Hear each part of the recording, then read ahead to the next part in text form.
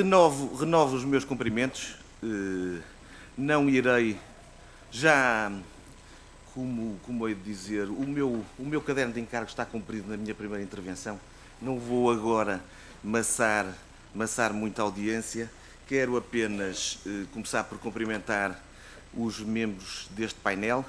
Um painel com o título Educação e Formação Profissional, a visão das empresas nacionais e experiências internacionais. Podemos aqui suscitar a reflexão relativamente a um conjunto de matérias de grande importância neste âmbito que está hoje aqui em discussão.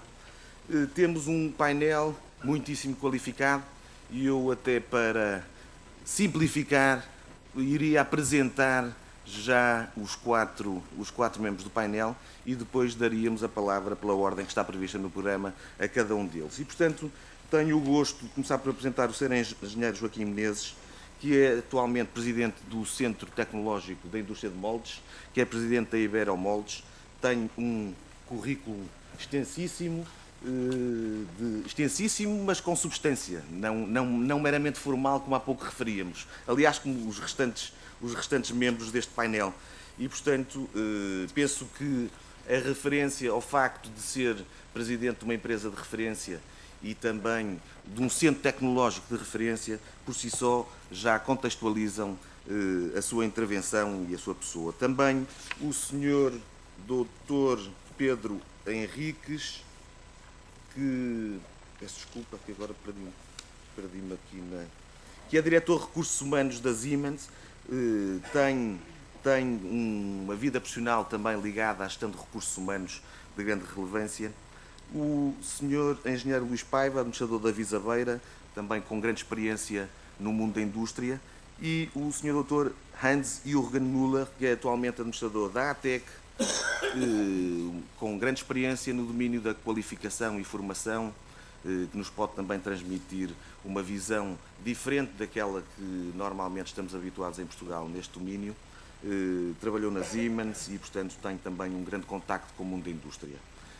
Não faço perder mais tempo, passava a palavra de imediato ao Sr. Engenheiro Joaquim Menezes.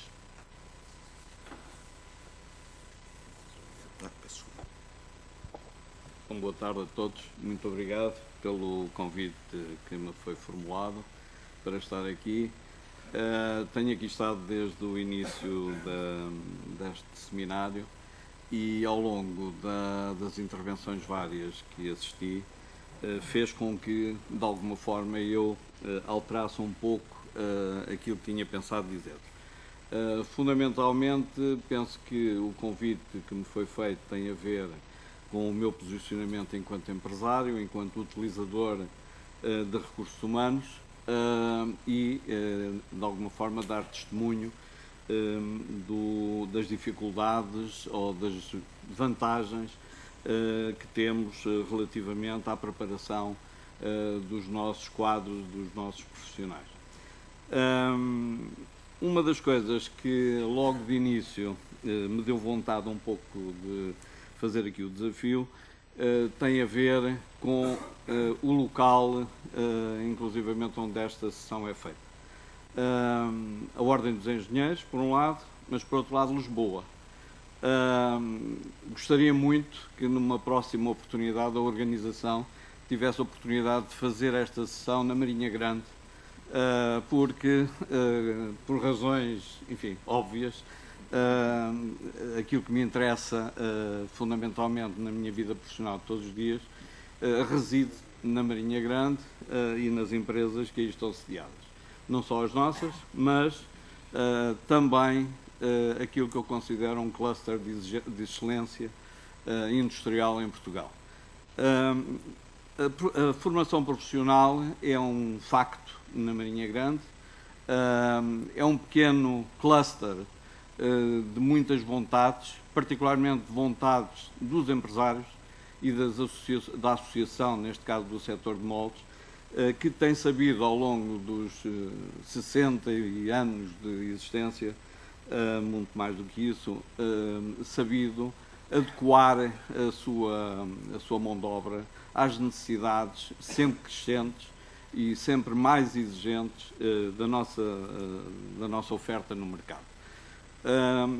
A indústria de moldes é, por si só, um puzzle complexo de competências, cada vez mais exigente, cada vez mais desafiante, porque, como eu costumo dizer muitas vezes, sem indústria de moldes não há produtos, sem produtos não há economia, e nós, de alguma forma, em Portugal, somos contra a natura no universo industrial que temos. Somos contra a natura porquê? Porque dependemos exclusivamente da exportação.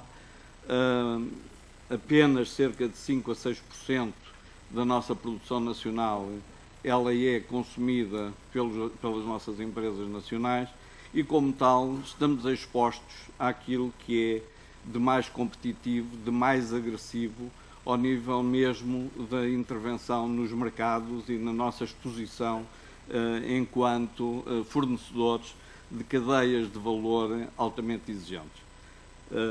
É conhecida, digamos, a gama de clientes que usam os moldes portugueses. Os moldes portugueses estão em mais de 120 países do mundo desde 1946 que existe. E, como tal, as nossas necessidades ao nível das competências, enfim, são cada vez mais exigentes. Como eu dizia, a indústria tem sabido rodear-se de um conjunto de possibilidades e de oferta que, daí eu, me parecer, ao longo destas intervenções, que seria pedagogicamente interessante e didaticamente seria, com certeza, visitarem, digamos, enfim, o pequeno ecossistema que nós temos ao nível da formação profissional. E ele tem sido um ecossistema que tem emergido das necessidades das empresas. Não só ao nível daquilo que foi a escola industrial. Eu sou um daqueles privilegiados que comecei no curso de formação de serralheiro. Os meus colegas, 11 colegas que acabaram o curso comigo em 1963, eles foram única e exclusivamente para uma empresa, a Aníbal H. Abrantes, que é pioneira da indústria de moldes portuguesa. E todos nós fomos para lá. E fomos para lá porque era aquilo que, ao longo dos 4 anos que vivemos, ou os 5 anos que vivemos no curso de formação de serralheira, aprendemos na Marinha Grande que esse era o futuro e que a visão moderna do Sr. Aníbal Abrantes trazia para Portugal uma indústria que era necessária e uma indústria que exigia de nós próprios uma coisa fundamental, que eu ainda hoje acho que é fundamental, e é aquilo que muitas vezes falta incutir no espírito dos alunos, que é a aprendizagem ao longo da vida, a aprendizagem que é necessária. Nós não nos podemos bastar com aquilo que sabemos naquele momento e temos principalmente que aprender a fazer.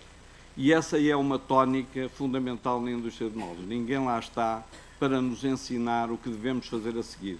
Cada profissional da indústria de moldes tem, de por si, saber decidir sobre os passos a seguir em cada operação que faz, em cada atividade que faz.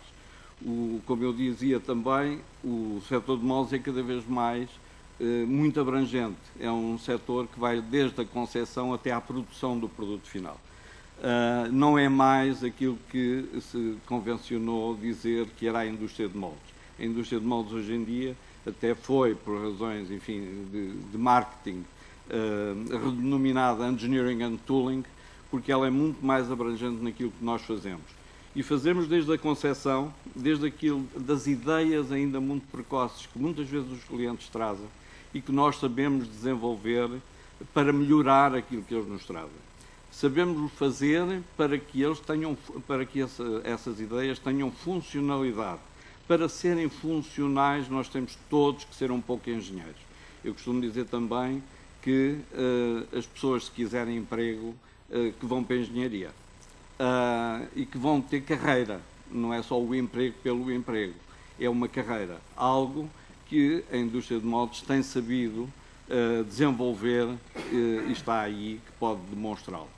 E, portanto, aquilo que é fundamental incutir no espírito dos jovens formandos é claramente esse espírito, uma atitude, diria eu, uma atitude de humildade, de perseverança, uma atitude de aprender todos os dias de querer saber cada vez mais, e todos os dias há coisas novas no nosso setor. Um dos calcanhares daquilo da indústria de moldes é o investimento tecnológico, o investimento no saber e, portanto, o saber fazer, no nosso caso, é fundamental.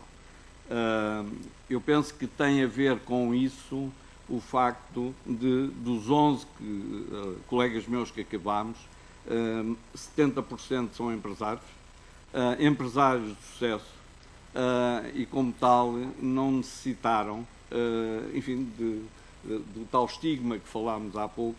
Essa situação, felizmente, no nosso setor não é um problema. Também já aqui foi dito por um interveniente que essa estigmatização realmente nós não a sentimos.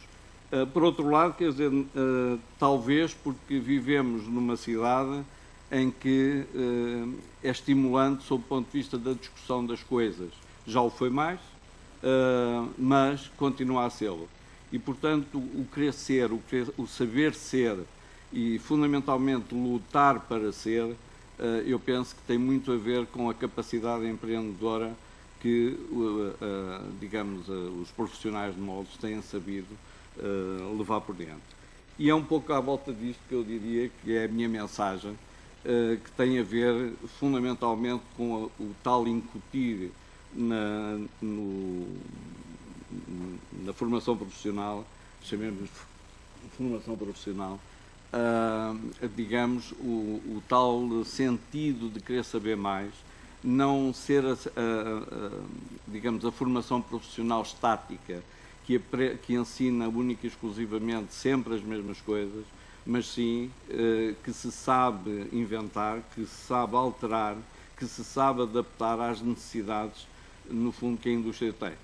E, portanto, fica aqui, para terminar, o meu convite para que em futura organização realmente o possam fazer na Marinha Grande, a seguir a uma visita que eu terei muito gosto em proporcionar, digamos, aos diversos centros que existem de formação profissional na Marinha Grande e às suas próprias empresas, onde poderão ter possibilidades de ver aquilo que realmente eu não consigo.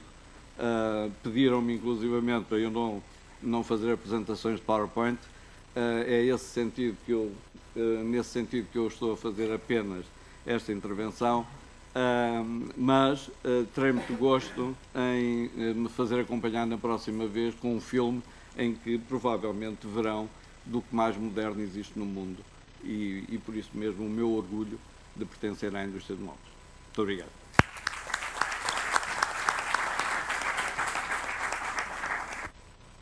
Muito obrigado, Sr. Engenheiro, pelo seu excelente testemunho e também pela precisão cirúrgica com que cumpriu o tempo que lhe tinha sido pedido e, portanto, duplamente agradecido. E seguramente que a organização registará, eu conheço bem a indústria de moldes e sei que é um dos bons exemplos a todos os níveis na economia portuguesa, na indústria portuguesa, mas também na economia portuguesa, a indústria exportadora altamente competitiva, moderna e, portanto, todos teremos a ganhar se viermos a fazer uma iniciativa destas na Marinha Grande e conhecer todos esses atores determinantes para o sucesso da indústria de moldes em Portugal. Passo a palavra de imediato ao Sr. Engenheiro Luís Paiva, aqui do meu lado direito. Muito boa tarde. Queria cumprimentar todos os presentes, os meus colegas de mesa.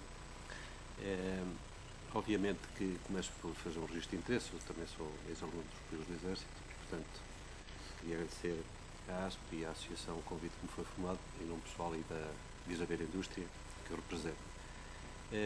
Obviamente tinha também preparado um texto mais corrido, mas seguindo o exemplo do meu colega, vou falar diretamente a alguns aspectos. Foi profusamente aqui assinalada os aspectos associados à falta de produtividade da nossa indústria. O meu percurso tem sido, desde há 36 anos, sempre na indústria, correndo vários setores, desde as rochas ornamentais, o mobiliário, as madeiras, os biocombustíveis, a cerâmica, o vidro, o cristal, portanto corri a metalomecânica, portanto corri quase tudo. E, portanto, eu posso observar que há, efetivamente, um desequilíbrio estrutural no mercado de trabalho, há, efetivamente, um excesso de licenciados, para aquilo que já aqui foi referido, e, por outro lado, também, uma grande mão de obra desqualificada, que as empresas se debatem quando pretendem formar ou admitir, e, portanto, há, essencialmente, uma carência enorme de quadros intermédios e técnicos. E, acima de tudo, isto suporta-se em dois aspectos, que é a cultura e a mentalidade portuguesas. Não adianta disfarçar. Nós, se fizermos uma retrospectiva do que tem sido o percurso do ensino profissional e de tudo que foi feito ao longo destes anos, damos conta de que algumas coisas nos envergonham. Temos que ser claramente objetivos. Muitos dos aspectos ligados à formação profissional foi feito no sentido de darmos vazão a fluxos financeiros enormíssimos que vieram da União Europeia, e houve muita gente, portanto, associações empresariais, associações de trabalhadores, empresas avulsas, que tiveram bons dias, espero que não sei se vão continuar a ter, mas tiveram bons dias, mas de formação pouco se viu. Portanto, era formação baseada a papel e lápis, muito simples, muito simplista, e hoje o nosso tecido económico sofre disso mesmo. Portanto, é preciso, com alguma coragem, dizer as coisas como elas são. Porque, apesar da tentativa de relançar o ensino técnico profissional, o sistema de aprendizagem, a nova rede de escolas profissionais, e eu digo que algumas coisas funcionaram, eu estou a dizer que não, a verdade é que devemos estar conscientes que, de uma forma geral, esses cursos tecnológicos em geral tiveram um percurso e um resultado insatisfatório. Isto é um ponto, e, portanto, nós hoje debatemos com um problema do que fazer. Daí eu ter, com imenso gosto, acedido ao convite que me fizeram. Não tenho, obviamente, solução para a questão do futuro dos pupilos do Exército ou de outras escolas, mas penso que poderia semelhar outra vertente. Eu comecei com o curso social de Indústria, foi isso, e hoje não me via numa outra função que não fosse ligada à indústria. Também já não tenho grande flexibilidade e resiliência para mudar, portanto, a minha vida é a indústria. Eu preciso da indústria para respirar. E o que eu vejo na indústria é, efetivamente, uma dificuldade enorme em captar os melhores, em formar, em sustentar um conjunto de jovens que lhes falta, efetivamente, formação de base. E, portanto, quando as pessoas têm falta de formação de base, é muito difícil fixá-los. Paralelamente, eu sou professor do ensino superior politécnico e, portanto, estou numa posição privilegiada, porque tenho acompanhado o percurso de muitos alunos que depois, a quem começo por facultar um estágio curricular e dando-lhe depois preferência para um estágio profissional. Os estágios profissionais existem, são apoiados e, portanto, nessa perspectiva, em termos de gestão, nós temos essa incumbência da propriedade que existe, mas damos conta que, tirando alguns aspectos de natureza estrutural que está alicerçada na via profissionalizante, ou para não chamar isso, que alguém entendeu aqui que o nome é pejorativo, mas uma via técnica e depois suportada em competências superiores ou não superiores, mas especializadas, depois nas empresas esses resultados surgem e temos muitos profissionais que resolvem os problemas, que no fundo funcionam como chefias intermédias e que caldeiam um pouco a cultura empresarial, ligando aquilo que são os licenciados, ligando, por assim dizer, a parte mais evoluída e de investigação da própria empresa com a cultura básica da empresa que existe e que não nos podemos aliar. O grande problema é que, em termos de produtividade, quando nós temos equipamento e queremos aumentar os nossos índices de eficiência, nós normalmente temos dificuldade em encontrar pessoas que, à frente dessas máquinas, e vou de uma forma muito simples, à frente de uma máquina de lapidar, uma máquina de enforrar, seja do que for, nós temos dificuldade em que essa pessoa, que muitas vezes aparece do ensino geral, ganhe competências em tempo útil, sem causar grandes danos à empresa, muitas vezes até avarias, falta de assistência. Portanto, se tivesse uma formação base na área da eletromecânica, e eu falarei já depois mais à frente do que é que fazemos em termos de desenvolver a indústria, eu diria que ganharíamos todos e ganharia a indústria em geral. Nós, na Visaber Indústria, obviamente que o core business foi as telecomunicações. Portanto, aí as telecomunicações, nós recrutamos essencialmente os quadros das escolas profissionais, do ensino técnico profissional e também do Instituto de Emprego e Formação Profissional. Em alguns casos temos, e no caso das telecomunicações, centros de formação próprios, em que formamos os alunos e, portanto, damos-lhe alguma especialização, sendo que eles têm essa formação de base. E na indústria nós também damos preferência precisamente a formandos que venham de concursos ou pelo menos com conhecimentos de eletricidade, eletrónica, informática, mecânica, energias renováveis, telecomunicações, lá está outra vez, para operadores de máquinas, manutenção, produção, qualidade. Estamos aqui a tentar lembrar de alguns aspectos. Quando me pedem, porque queria cumprir o tempo, para fazer uma apreciação crítica sobre o atual mercado nacional de oferta de profissionais qualificados, eu acho que há aqui um problema que se situa essencialmente ao nível da formação comportamental e do rigor técnico. Estamos perante, obviamente, um fenómeno cultural. Não somos pontuais como os britânicos, não somos rigorosos como os alemães, não gerimos bem o tempo como os suecos e os nórdicos, mas o problema, penso eu, que muitas vezes falta-nos a excelência, falta-nos a dedicação, falta-nos empenho profissional e a liderança. A liderança que muitas vezes é fundamental neste capítulo. E, portanto, estes pontos muitas vezes não existem nas escolas. Começa logo aí, é que não existem nas escolas. Não existem nos politécnicos, não existem nas escolas também profissionais, a maior parte delas. E eu lido com o Centro de Formação Profissional do Instituto de Emprego Profissional, lido com essas escolas técnicas e reconheço isto. Há falta de liderança. Assim, muitas vezes, somos os profissionais, são designados profissionais que se arrascam bem, né? A nossa especialidade é desarrascar-nos bem. Só que o outro problema põe-se ao nível, que foi uma questão que me colocaram, qual era o futuro modelo da formação profissional? Devia ser generalista, se devia ser especialista. Obviamente que eu levaria aqui muito tempo a explicar as bases de que eu defendo que devem ser especialistas. Eu acho que para ser generalista necessita de capacidade de trabalho, organização, disciplina, sistematização, que é uma coisa que nós portugueses temos alguma dificuldade. Somos assim, é genético, é um problema. De qualquer forma, em termos de especialistas, eu defendo realmente a especialização. É a especialização que nos pode ajudar a resolver, e em termos no campo da formação, obviamente, que nos pode resolver um conjunto de problemas que foram anunciados na questão dos moldes, ou que possam ser no setor do vidro, do cristal, na cerâmica, etc. Relativamente à disponibilidade e condições que lançava o repto de pergunta se estaríamos dispostos, ou o grupo estaria disposto a aceitar formandos do ensino profissional na fase de estágio, é evidente que sim. Nós já o fazemos, temos protocolos com os politécnicos, com as escolas profissionais, com os centros de formação. Obviamente que esses protocolos têm tido enorme intercâmbio. Nós fazemos um acompanhamento para não os deixarmos sem apoio, porque é fundamental na parte de estágio não ser mais um e que lhe sejam dadas funções que nada têm de técnico. Muitas vezes as pessoas oriundas das escolas e desta via de ensino técnico são lançadas nas empresas e também não têm nas empresas o respectivo acompanhamento, e nós fazemos e, portanto, estamos sempre abertos a continuar a fazê-lo. Era a mensagem que eu queria deixar para dizer à indústria.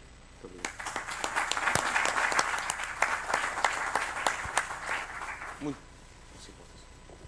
Muito obrigado, e tenho que renovar, neste caso, o agradecimento pelo cumprimento do tempo e pela visão que nos transmitiu. De facto, o Sr. Engenheiro tem a particularidade de cruzar uma série de vivências. Professor do ensino politécnico, engenheiro, com a formação de engenheiro, dirigente associativo, que também foi como presidente da Associação Industrial de Viseu, e gestor, e portanto este cruzamento de vivências ajuda-nos, de facto, e enriquece muito este notável testemunho que acabou de dar. Passo agora a palavra ao Sr. Dr. Hans-Jürgen Müller.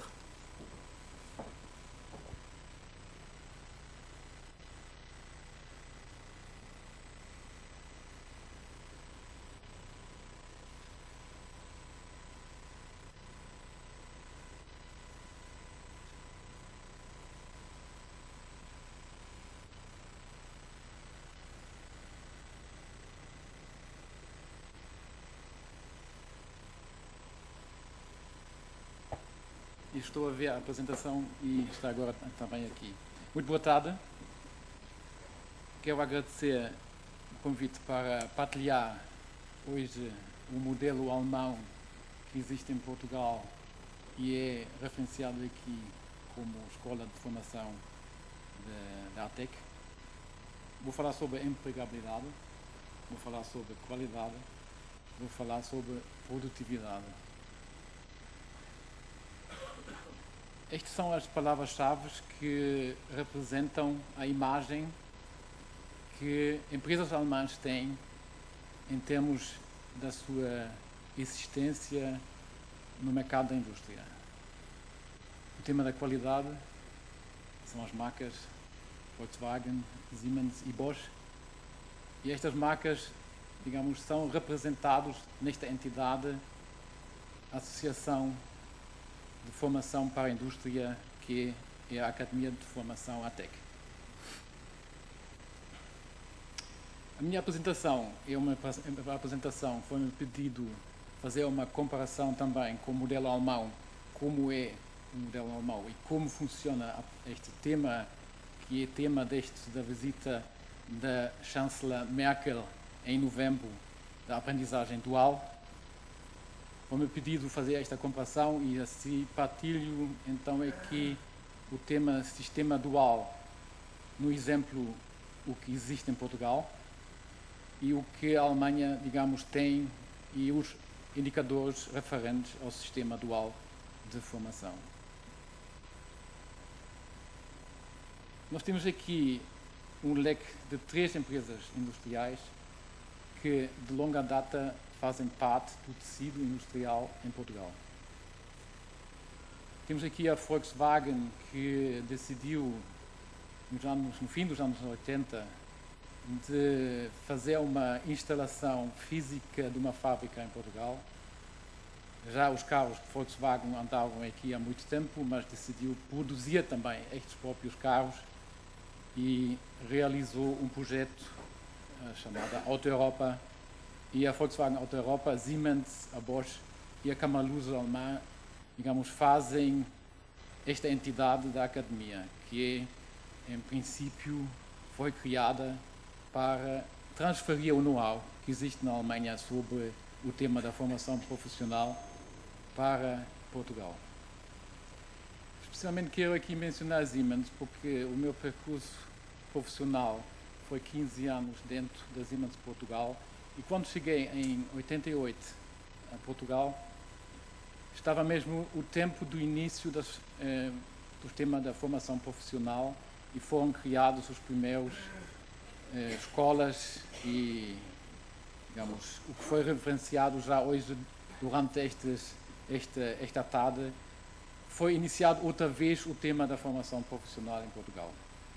E nesta altura, só para relembrar também o passado da Siemens, que na altura tinha 6 fábricas em Portugal, eles precisavam de mão de obra qualificada e decidiram em 89 criar uma empresa que chamava-se Anfei, um joint venture entre o INETI e a Siemens, que homologou cursos de especialização tecnológica e conseguiu assim, digamos, criar uma escola profissional de raiz e com muita competência e com muitos jovens que, entretanto, ocupam lugares de top e de chefias em muitas empresas portuguesas.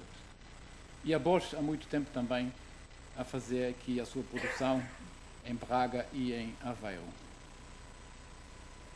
A formação profissional com estándares alemães é o tema que adaptou, e se nós lemos o que este texto fala sobre abordagem holística orientada para a prática, fala sobre a criação de uma personalidade a partir do ensino e o desenvolvimento de uma atitude moderna. Digamos, isto é o que foi feito no artigo sobre a ATEC em 2011 e publicado mundialmente neste indicador alemão do Ministério da Economia da Alemanha, que representa um pouco o que quer ser e quer, digamos, representar a ATEC e esta entidade em Portugal. Rapidamente, quais são as instalações? Temos uma instalação dentro do território da Auto Europa e outra dentro, digamos, da Siemens no Porto.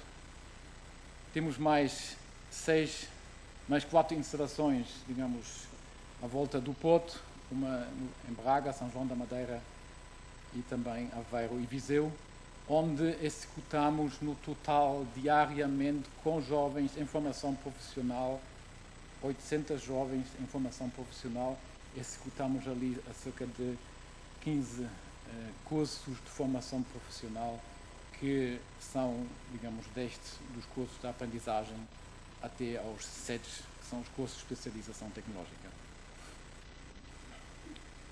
A formação profissional, como já referi, está nos níveis europeus, digamos, classificados entre o nível 2, com digamos, conhecimentos básicos, até ao nível 6, que já são do ensino superior. E temos realmente aqui um portfólio cujo conteúdo e cujo portfólio depende só de uma coisa, depende da empregabilidade. Nós, durante os 10 anos da existência da ATEC, mudamos várias vezes o nosso portfólio, porque houve novos cursos, homologamos novos cursos e os cursos que dão empregabilidade fazem parte do nosso portfólio. Nós decidimos não continuar com cursos, e já foram vários, porque não havia possibilidade dos jovens encontrar um emprego. Nós estamos a formar pessoas e a diplomar, muitos com dupla certificação, ou os que fazem os cursos de especialização tecnológica até têm equivalências nas universidades e temos protocolos com quase todas as universidades para seguir os seus estudos no ensino superior. Também o que é importante é a mobilidade, e uma vez que nós praticamos os estándares alemães em Portugal, os alemães que fazem formação na Alemanha, nomeadamente a Volkswagen e a Siemens, podem fazer uma parte do seu percurso de formação na ATEC porque é igual, porque são formações normalizadas que são iguais ao que são feitos na Alemanha. Participamos sempre na inovação, já disse que o portfólio muda constantemente e o portfólio de cursos. Menciono aqui os primeiros cursos que foram já homologados pela Siemens e Anfei na altura, que são cursos que desde então foram renovados e estão ainda, digamos, na parte da automação robótica e também na parte da gestão de redes. São cursos que têm uma empregabilidade quase de 100%. São estes os cursos, digamos, que no início foram criados na medida de fornecer jovens técnicos especializados para o tecido industrial em Portugal e continuam a ser os cursos que mais têm, digamos, tido empregabilidade em Portugal. Temos aqui vários outros cursos, só quero mencionar aqui o último neste momento, que foi entregue há 6 semanas no ANCAP, que é a instituição portuguesa que faz as homologações dos cursos para um novo curso do Smart Grids, que é ao encontro da Siemens e a FASEC, um curso para jovens com 12º ano, que depois fazem cerca de 2 anos de formação em alternância para depois ser inseridos nas empresas que são os novos fornecedores de soluções energéticas. E uma vez que trabalhamos cada vez mais com novos fornecedores na parte da energia, são bem-vindos e há muitas empresas à procura destes jovens.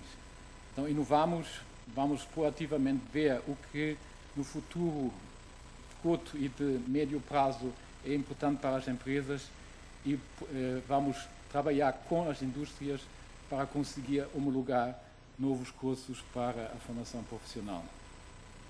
Também trabalhamos em projetos ligados ao Leonardo da Vinci, no MOBIE, etc. São todos projetos para alavancar também, digamos, as nossas competências. E temos aqui um que, digamos, vem de um projeto da Siemens, que é um tema relacionado ao empreendedorismo, que consegue, dentro de jovens, de cursos de formação em aprendizagem, digamos, fazer este chamariz do empreendedor, criar uma própria empresa e até vender ações, tudo virtualmente, mas conseguir vender ações depois destas empresas, e são empresas sustentáveis, onde além da formação técnica profissional, eles aprendem a negociar e conseguir, digamos, encontrar o seu lugar em termos de saber ser, saber fazer e saber estar. Alguns indicadores. Nós temos neste momento cerca de 1,2 milhões de horas de formação em 6 unidades. Fazemos formação em horas, cerca de 140 mil horas para o mercado. Temos 50 colaboradores, 200 formadores externos e, digamos, estamos com cerca de 680 formandos durante o ano, em média, em formação profissional. Cerca de 30% da nossa atividade é formação para ativos de empresas. Aqui são algumas empresas que, durante os últimos anos, têm apostado na formação comportamental e técnica na ATEC e temos um volume de negócio total de 12 milhões de euros em Portugal e podem imaginar que vender a formação profissional e vender a formação a empresas neste momento, digamos, é um grande desafio, porque há poucas empresas que compram e investem neste momento, principalmente só as empresas que exportam, os outros já não fazem formação. Segunda parte da apresentação é o tema da Alemanha. Aqui alguns indicadores sobre o sistema dual.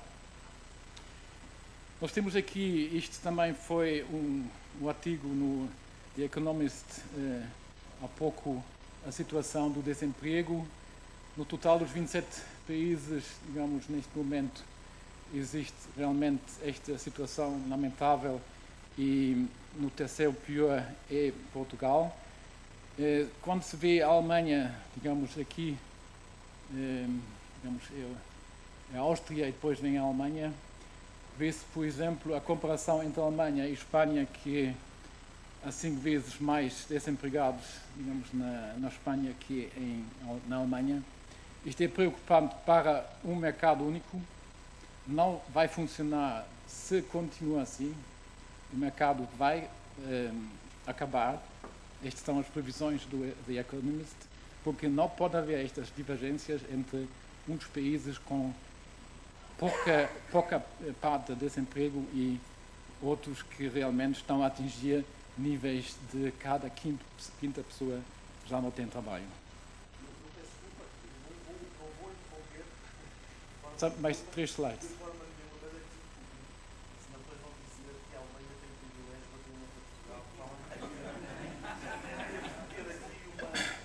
Posso negociar mais 3 minutos?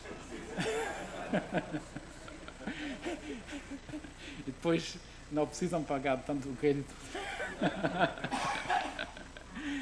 Na Alemanha, o sistema dual de formação, digamos, está embutido na chamada, digamos, secundário 2, que é um pouco diferente aqui de Portugal, mas a parte da formação dual, digamos, é no segmento do secundário 1, que são até ao 10º ano, depois vem a parte, digamos, do 10º ano até ao 13º, porque a Alemanha só no ano passado passou para o 12º.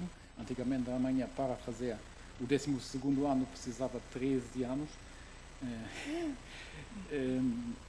Neste momento já mudou para fazer só em 12. E depois tem a consequência também de prosseguir para o ensino, digamos, superior. Mais alguns indicadores. No catálogo de curso de formação, digamos, existem 344 profissões na Alemanha, 1.508.000 jovens têm contratos de formação profissional em 2011. Faço aqui e sublinho o tema contratos de formação, porque vou falar a metade dos meus 3 minutos ainda sobre isto. E em média são 600 novos contratos de formação profissional, digamos, que são digamos, assinados anualmente para a formação profissional. Este é um slide, digamos, que é a grande diferença entre a Alemanha e Portugal. Um jovem assina um contrato com uma empresa para a empresa investir neste jovem.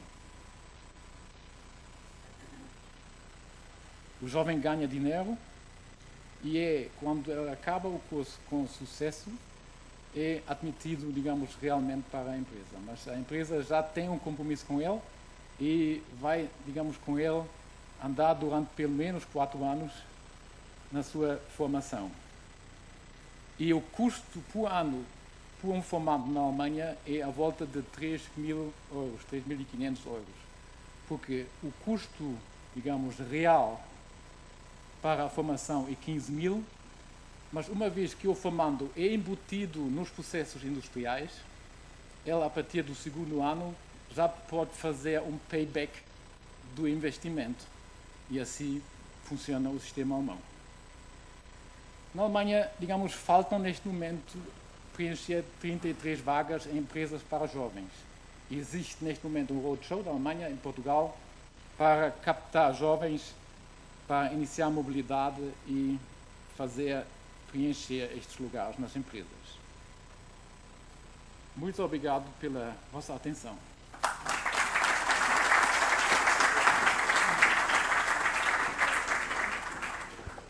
Muito obrigado e passo, pela sua interessante apresentação, passo a palavra imediatamente ao Dr.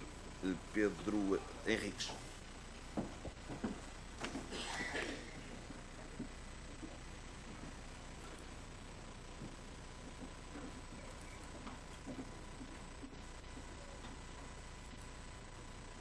Bom, muito boa tarde a todos.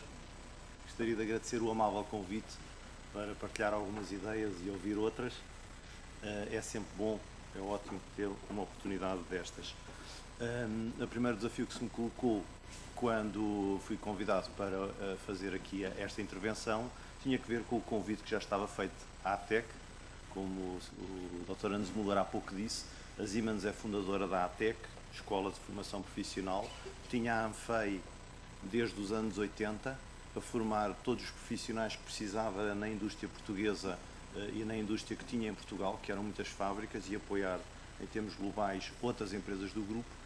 Em parte, esta intervenção do Dr. Hans Müller já deu os tópicos principais em termos de formação profissional. De modo que eu tinha aqui 2 ou 3 notas, a primeira das quais para dizer que associamos, a associação é essencial nestes processos. A Siemens não fez sozinha, associou-se com outras empresas alemãs e é óbvio que consegue organizar e ganha volume e dimensão para poder tomar iniciativas que sozinha não teria, porque a Siemens portuguesa é pequena.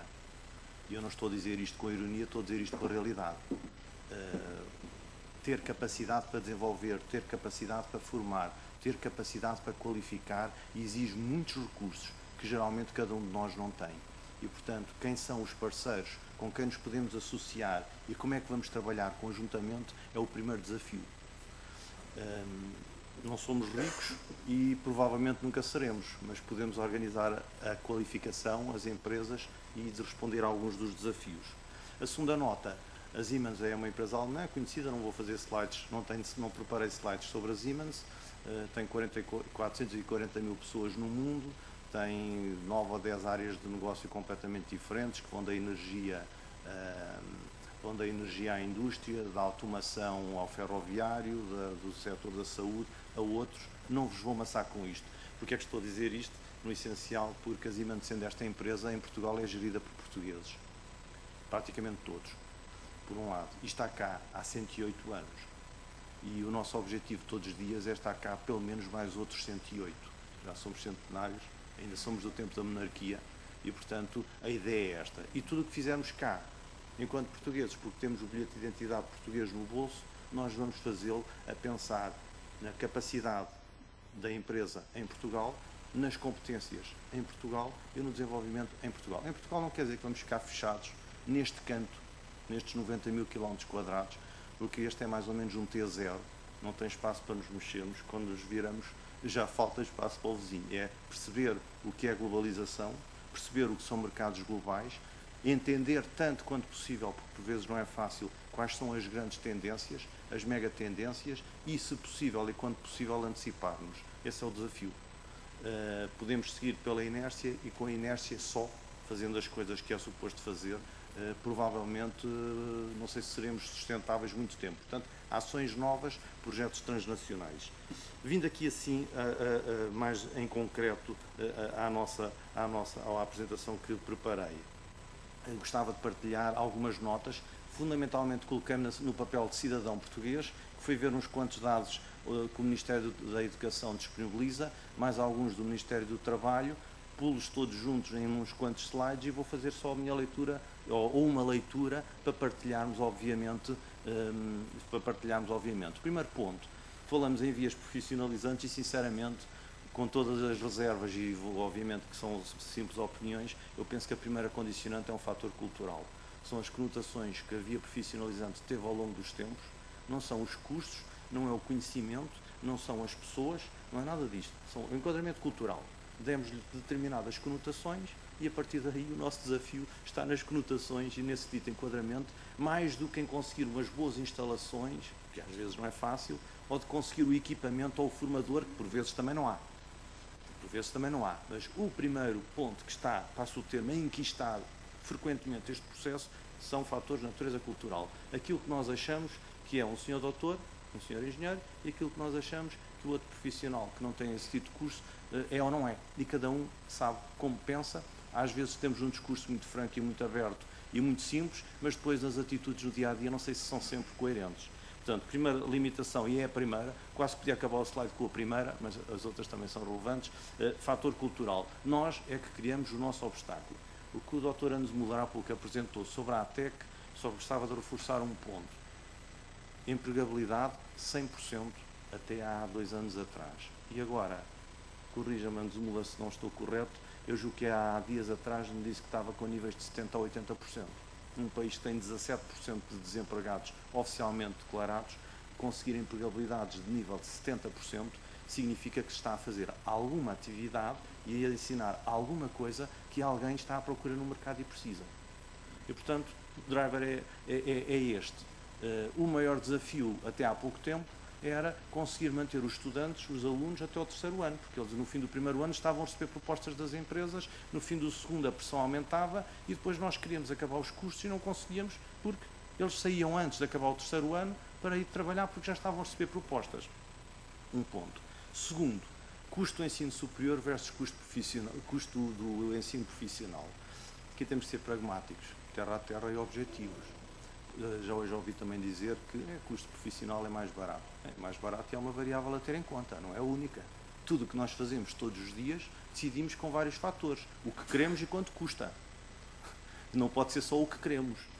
Eu gostava de um avião, mas não tenho um automóvel. Se não tiver um automóvel pode ser outro meio. Portanto, aqui é exatamente o mesmo. Qual é o projeto de país que temos, qual é o nível de competitividade que queremos e como é que lá vamos chegar. E o que lá vamos chegar na equação entra de forma muito relevante o custo de um curso superior versus um curso de via profissional.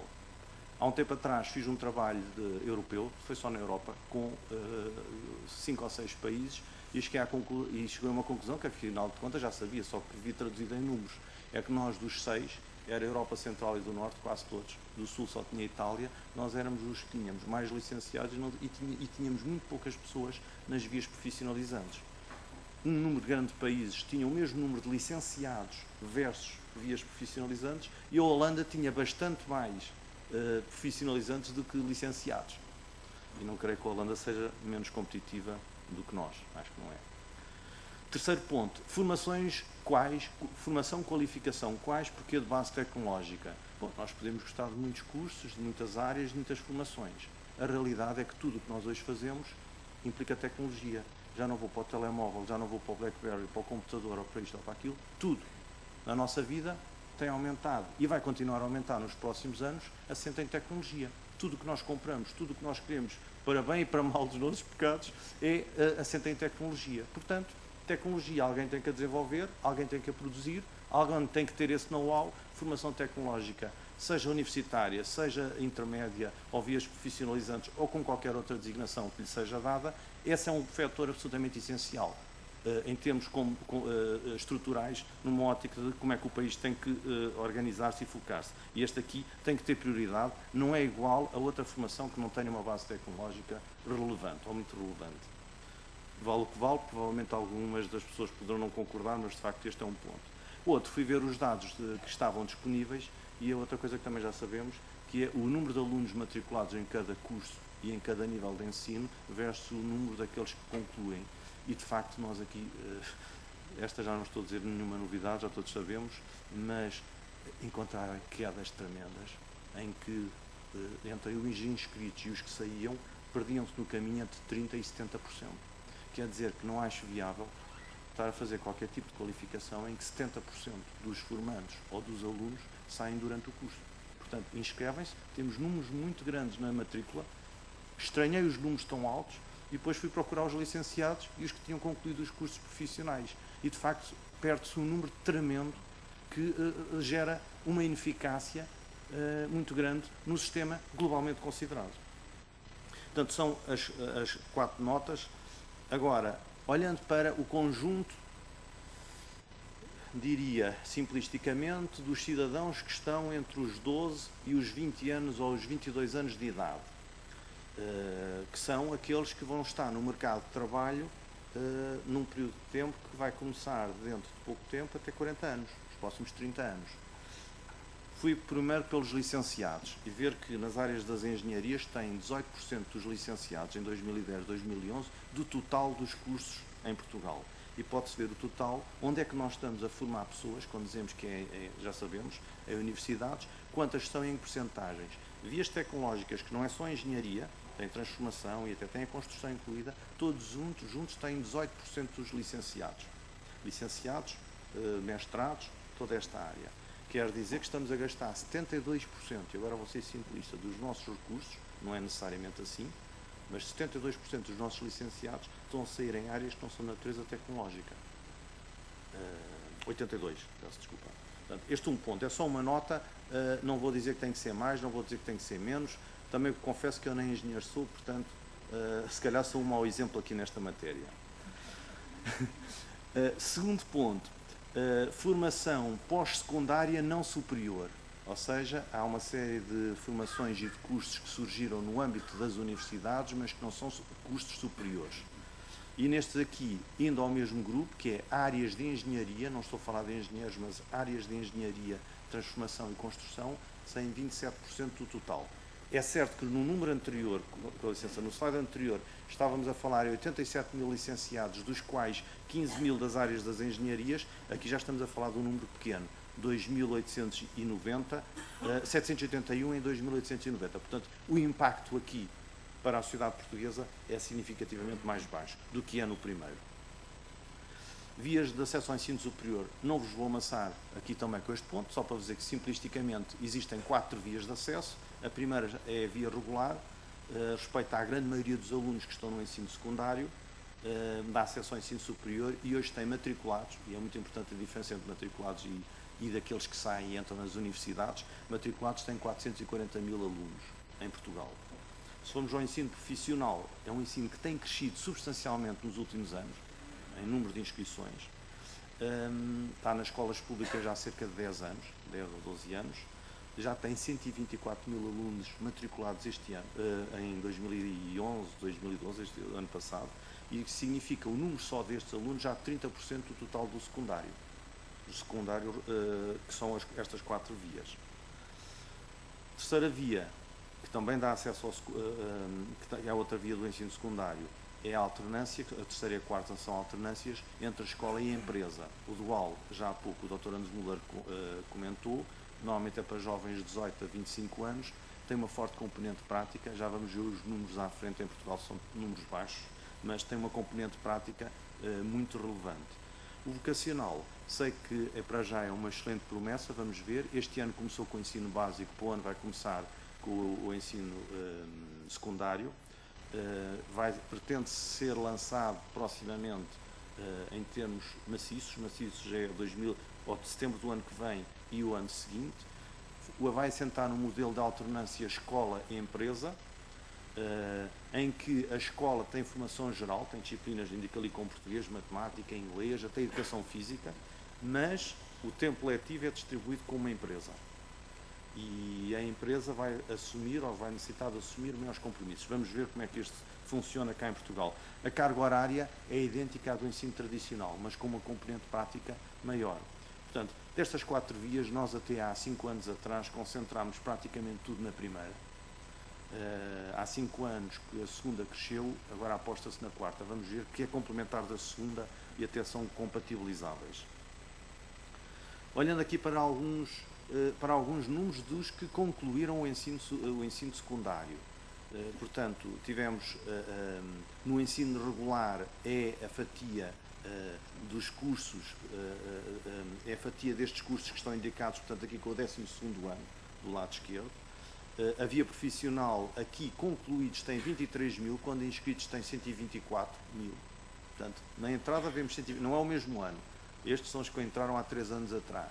Mas entraram de 124 e saíram 23. Quer dizer, acho que é melhor ler bem estes números e perceber se gastámos recursos e se as pessoas realmente aprenderam. É certo que há aqui fatores externos ao sistema educativo, por exemplo, não haver emprego. É uma questão muito prática. Aprender uma profissão e não ter emprego pode significar que as pessoas vão sair mais cedo e vão procurar alternativas. Mas este é um número que é um desafio sério. Podem ver aqui o terceiro dual com 1.800 alunos. Portanto, ainda é verdadeiramente residual. O impacto do ensino dual, tal como ele foi concebido formalmente em Portugal, ainda tem um impacto marginal. Portanto, as vias profissionais têm mais significado. Bom, eu no essencial, o que gostava de partilhar convosco são precisamente estes tópicos. Não, é obviamente que não tinha como intenção dar uma conclusão, salvo vermos que, se verificarmos aqui os números no ensino profissional, passou em 2007, 2008 de 9 mil para 23 mil pessoas a concluir os cursos. Mesmo perdendo muitos, quase que triplicou nos últimos 5 anos. Portanto, acho que é inevitável, parece-me que é inevitável um crescimento substancial destas vias de ensino profissional. Parece que é inevitável por várias razões. Uma é a qualificação e o aprender a profissão. Podemos gostar de dizer com estas palavras ou com outras, esta é uma realidade. Por outro, a sociedade está a mudar depressa. Há muitos cursos superiores que não estão a dar emprego e, portanto, aquela conotação de que quer o curso está a esbarrar nos factos, que eles não surgem. E depois estou convencido que a terceira variável, que é o custo de formar com o curso superior versus o custo de formar com uma via profissionalizante aprendendo uma profissão, por contingências, quanto mais não seja práticas, que é não haver dinheiro, em bom português, não haver orçamento, se calhar também vai vingar. Portanto, basicamente e no essencial, como vos disse, estes eram os pontos que gostaria de comentar convosco. Evitei, como vos disse, falar da ATEC, que é o nosso eixo em termos no que respeita à formação profissional, porque foi a apresentação anterior. Muito obrigado. Até já.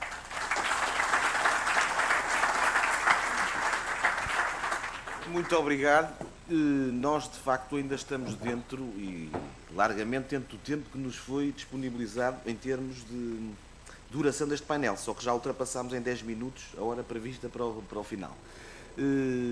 Em todo o caso, não poderíamos deixar de passar agora a uma fase de debate e peço a assistência, se alguém quer colocar alguma questão aos oradores, pedindo que se identifiquem antes e que sejam questões o mais breves possível. Faz favor, Sr. Almeida.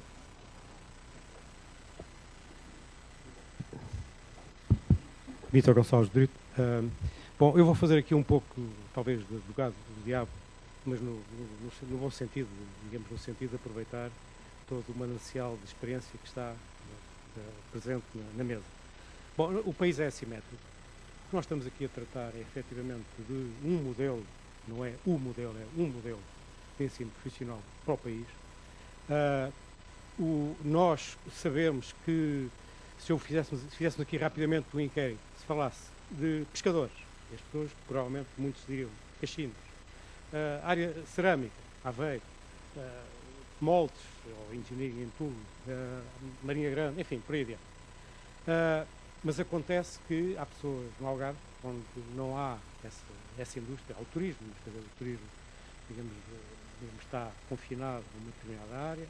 Na Madeira dos Açores ainda é pior, e a questão que o que nós verificamos é que, independentemente deste ensino regular, que é o centro dessa nossa conversa, que são as escolas profissionais e a formação profissional, o ensino profissional dos antigos liceus, portanto, nas escolas digamos, do sistema público e privado, no sistema regular, aos centros de formação das empresas, que resolvem os problemas, como foram referidos, das empresas, das associações empresariais. Houve um mau exemplo, foi aqui mencionado, o Fundo Social Europeu, podia ter sido uma boa oportunidade e foi muito desbaratada. Há o esforço do Instituto de Emprego e Formação Profissional ao longo dos anos, mas, na realidade, o que nós temos é que as pessoas que vivem no Algarve que vivem em Castelo Branco, ou que vivem. Os indivíduos do Algarve também podem querer ser bons mecânicos ou bons operadores de telecomunicações, ou o indivíduo em Castelo Branco pode querer ser um bom pescador. Como a questão aqui que se põe é, numa perspectiva nacional, que deve ser, de alguma forma, não digo totalmente providenciada, isto não é possível, mas pelo menos de alguma forma dinamizada com o Estado, como é que podemos resolver a questão da igualdade, no sentido lato do termo, igualdade de oportunidades. Isto é, que há zonas, eu diria, privilegiadas, no sentido que há sítios em São João da Madeira, nós sabemos que há ali determinadas indústrias, provavelmente há um centro de formação, etc, etc.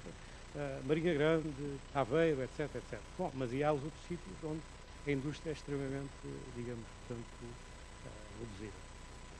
A questão que o Sr. Engenheiro Luís Pava referiu, que eu agradeço muito o excelente cuidado que teve em tentar responder às questões que foram colocadas da especialização ou de alguma forma, alguma menos especialização, portanto, uma certa transversalidade, uma certa, digamos, vem em algum sentido daí, porque eu julgo que será possível, e é essa a questão que eu queria pôr, julgo que será mais fácil disseminar à margem, digamos, portanto, dos centros de formação específicos e das necessidades concretas nos locais.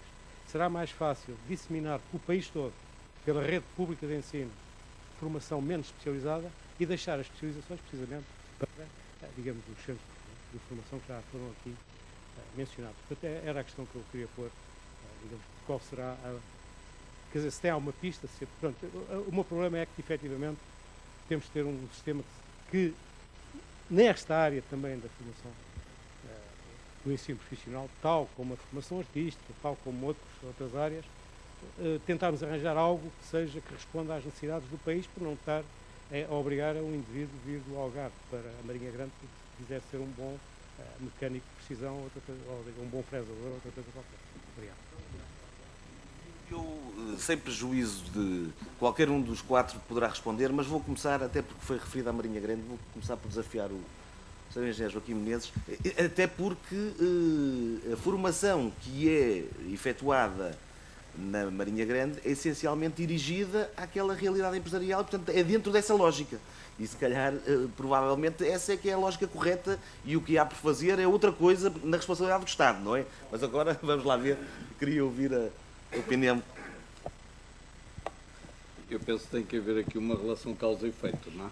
E, portanto, se a minha recomendação, pegando, enfim, naquilo que é o exemplo da Marinha Grande, tem que haver necessariamente uma relação muito estreita entre as entidades que de alguma forma vão fomentar essa formação com as associações empresariais e as empresas, não é? Porque não só as associações empresariais, mas as próprias empresas, porque as próprias empresas são quem tem a necessidade. E têm a necessidade também de adaptar os conhecimentos que são dados nessa formação profissional à sua realidade imediata. E a indústria tem um ritmo, não é, que nem sempre a formação profissional consegue acompanhar. Até mesmo no sentido de poder, por vezes, prover os formadores que essa formação profissional necessita. E, portanto, eu penso que também formar para uma realidade que não existe, enfim, será muito difícil, não é? Ser-se consequente. Faz favor, faz favor. Só um comentário também breve, que uma indústria não existe ou uma atividade em nenhum local, ela existe assenta em conhecimento. Eu conheço a Marinha Grande, comecei a trabalhar nos anos 80, no início dos anos 80, depois de acabar o curso na Marinha Grande. E de facto acho que é um belíssimo exemplo, acho que é um dos melhores exemplos onde o conhecimento fixa uma atividade.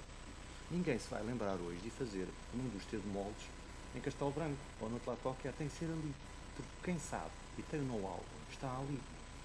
E portanto montou-se ali uma rede, montou-se ali um núcleo de atividades, de relações, em que quem desenvolve, quem produz, quem vende e quem tem a rede comercial está toda ali. E, portanto, quando vamos dizer que queremos fazer uma atividade, nós não vamos para nenhuma região fazer uma atividade se lá não houver um ponto de partida. Agora vou especular com isso. Algarve, se calhar, a gestão ou o turismo provavelmente teria condições. Agora, hoje, as atividades retêm-se retendo conhecimento e gerindo conhecimento. Isto, às vezes, julga-se que é um PowerPoint, uma coisa jornalista, não é. perguntem porque é que os moldes estão há tanto tempo, seco, já, na Marinha Grande, e ninguém se lembrou de pegar nas fábricas e pôr outro lado. O conhecimento está lá. E agora podíamos dar vários exemplos. Porque é que a indústria mobiliário está numa determinada região, ou outra indústria de calçado, ou, porque tem núcleos de conhecimento que estão localizados naquele ponto e montaram a rede.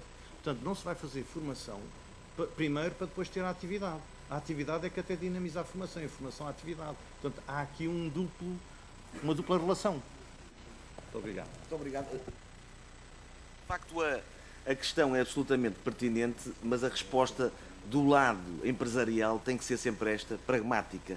Agora, obviamente que aquilo que está subjacente à questão que o Sr. Almirante levantou tem a ver até com as diferenças que vão sendo criadas na igualdade de oportunidades. Aí a responsabilidade, se calhar, é anterior e é ao Estado, aos mais variados níveis. Há muita coisa que está por fazer. Agora, do lado do mundo empresarial, do lado da indústria, não poderíamos ter outra resposta que não esta, porque, de facto, o conhecimento atrai conhecimento. Faz favor.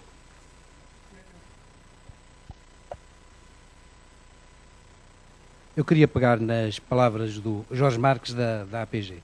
Queria pegar nas palavras do engenheiro Luís Paiva, quando põe a questão da formação profissional relativamente ao generalista ou especialista. Tudo o que se sabe, toda a gente que anda a estudar o futuro do trabalho, diz-nos exatamente que o futuro temos que abandonar aquilo que a gente chamava as competências genéricas superficiais, isto é, saber muita coisa de nada, e agarrar-nos àquilo que eles chamam as competências de especialidade em série, ou seja, saber muito de pouca coisa. E, portanto, o caminho relativamente ao futuro do trabalho é exatamente isso. Mas, relativamente à profissionalização, ela hoje é muito mais do que a simples questão do emprego. O engenheiro Joaquim Menezes disse que dos 11 colegas de serralheiros, quase todos hoje são empresários. Significa que é exatamente nesta formação profissional que se estão a gerar os empresários e não das universidades. Eu tive um contacto este verão em França de uma associação que se chama a Associação de 100.000 Empreendedores. E o mentor desta associação diz assim: eu corri as universidades todas a tentar arranjar empreendedores nas universidades.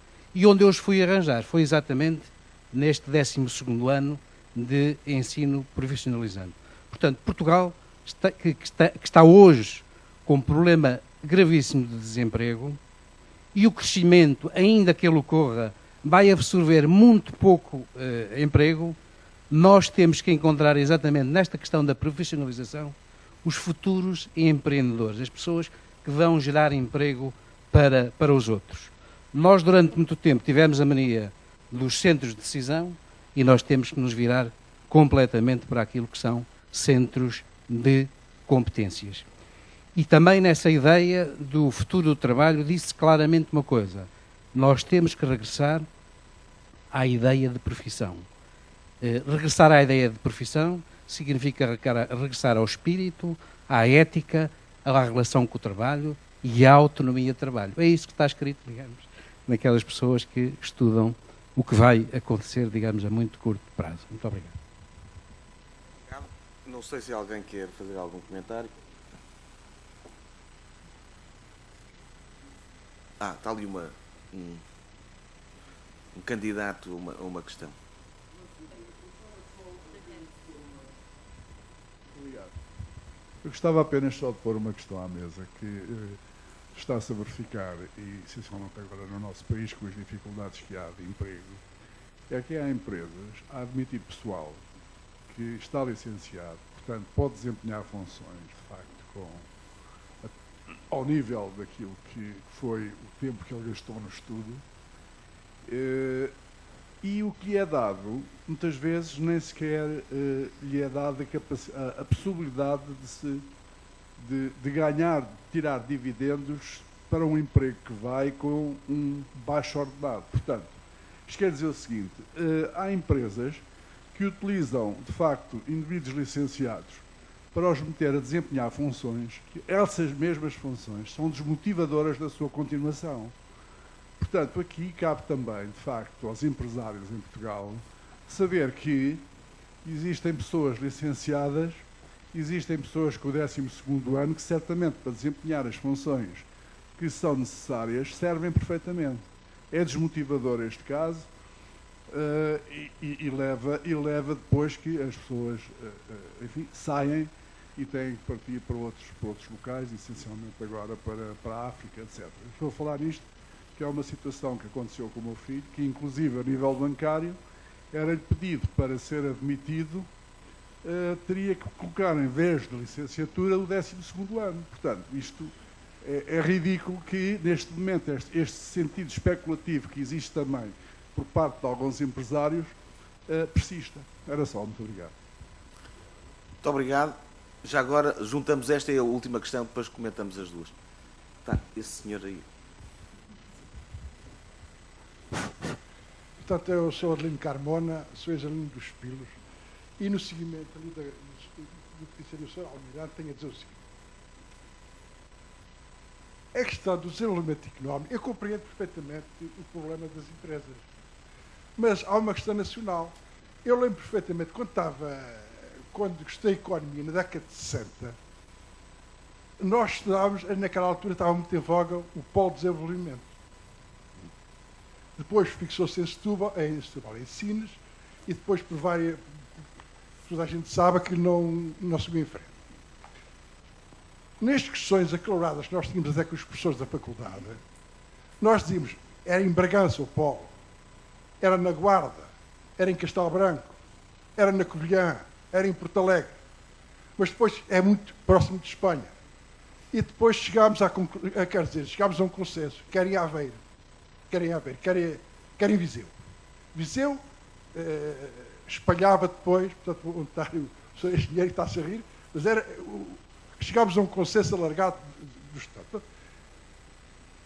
O problema é o seguinte, eu conheço a zona industrial de Castelo Branco, tem milhares de pessoas lá na zona industrial a trabalhar, fábricas até importantes, mas o problema é que nós qualquer dia ficamos reduzidos aqui a 1/3 do território.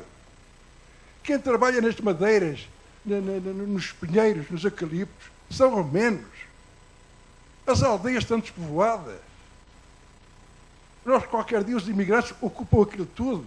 E depois, quer dizer, as Forças Armadas também lá não estão. Mas é que é um problema grave.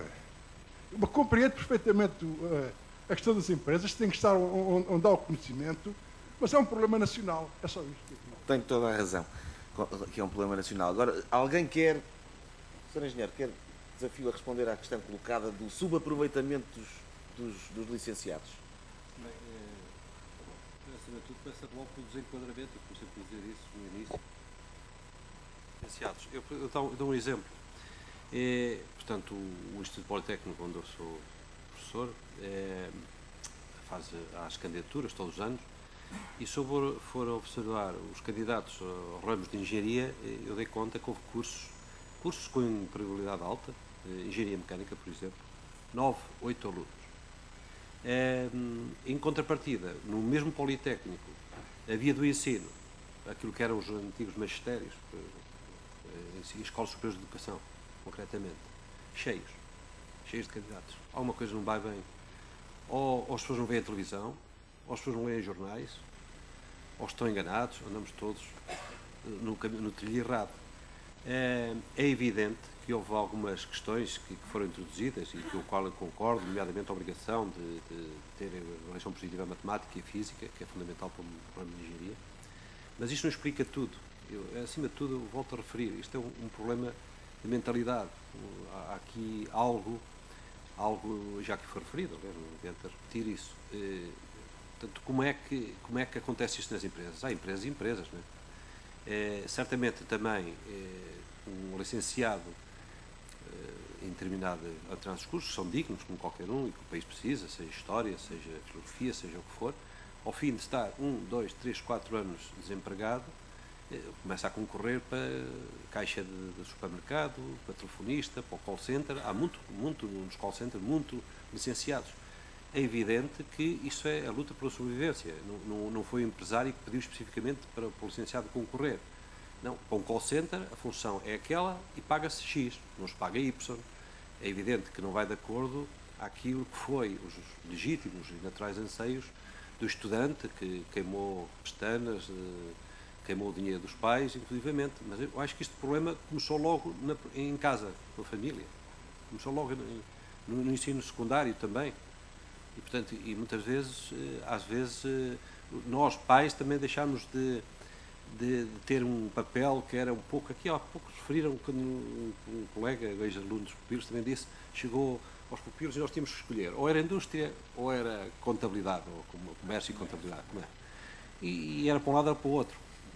Alguns iam para um lado, depois arrependiam-se, voltavam-se para trás. Eu próprio fui para a engenharia, porque tive que ser. Mas porquê? Porque o meu pai em casa também me disse logo na altura, é melhor engenheiro, pá. Ou engenheiro ou engenheiro, não é? Ou engenheiro ou engenheiro. Pronto, agradeço-lhe isso. Se ele me tem dito para eu ir para o outro lado, era capaz de me ter sentido mal. Mas pronto, não tenho que me arrepender. Eu acho que há um pouco aqui disto, é a nossa cultura. Como é que se vai resolver este problema? É um problema que eu penso que cabe a todos, obviamente, isso é muito fácil de dizer. Infelizmente, o regimento político, administrativo do Estado, etc., nunca que desempenhou, foi sempre politicamente correto e foi deixando de andar. Normalmente nestas coisas quem vai depois dirigir são pessoas muito mais exteriorizadas. Eu costumo dizer que a todos nós nos falta alguma experiência da vida.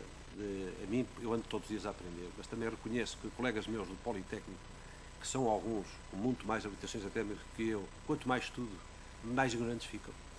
É uma coisa impressionante, porque eu tento-lhes passar certas cenas que se passam nas empresas e é um alheamento total. Vivem numa redoma, vivem num outro mundo.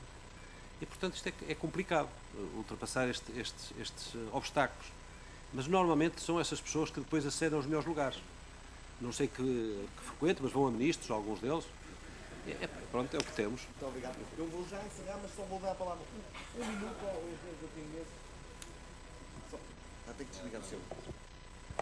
Eu só queria dar aqui uma nota relativamente a esta questão da orientação, digamos, das carreiras profissionais ou dos cursos que os jovens escolhem. Nós, em Portugal, temos em 7 locais, 7 centros tecnológicos, um programa fantástico que se chama o Pensa Indústria. O Pensa Indústria dirige-se principalmente aos jovens do 7º ano de escolaridade, 7º, 8º e 9º. Durante de 2 em 2 semanas, os jovens vão 2 horas para o centro brincar com postos de trabalho que simulam operações industriais. Nós na Marinha Grande temos números, não é? E cerca de 70% dos jovens que frequentaram até hoje, e já lá vão muitos anos, o Pensa Indústria, redirecionaram completamente a orientação que tinham ao nível profissional. Ou seja, eles iam na ideia de que iam para a informática, de que iam para, enfim, outros cursos, digamos, em que o desemprego seria a realidade, e eles acabaram por ocupar até inclusivamente cursos que estavam a desaparecer na Marinha Grande, que eram os cursos de mecânica geral. E, portanto, eu penso que, como disse, muito do trabalho é feito em casa, mas também nós, em alguns casos, podemos influenciar, digamos, a escolha desses jovens se lhe ensinarmos e se tivermos mecanismos que de uma forma perfeitamente clara lhes possa orientar, digamos, as carreiras profissionais que eles podem escolher, não é? E, portanto, é mais um exemplo que eu aconselharia e desafiaria a verem, a verificarem na prática, porque seja na Marinha Grande, seja nos outros 6 centros tecnológicos, existem exemplos fantásticos a este respeito. Muito obrigado. Muito obrigado a todos os oradores neste painel. Muito obrigado pela paciência que tiveram para nos escutar. Foi um gosto muito grande moderar este painel. Agradeço uma vez mais a organização e até uma próxima oportunidade. Obrigado.